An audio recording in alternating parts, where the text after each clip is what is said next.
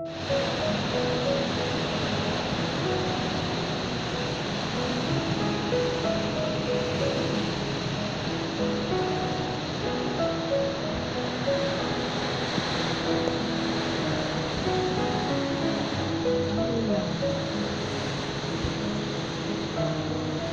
bagyo, hindi naman siya, wala namang bagyo, pero ulan na yun, para naman may bagyo.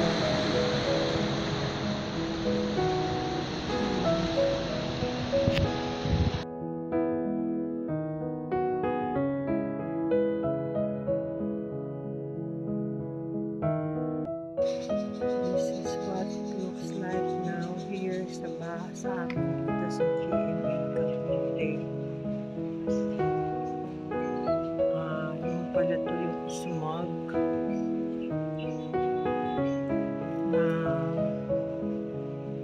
kahit at 8 o'clock, past 8, ganito yung itsura niya, parang may dew, morning dew.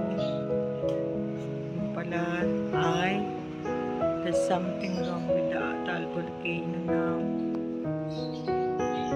Pero wala namang mga puti-puti pa dito sa mga dahon sa amin.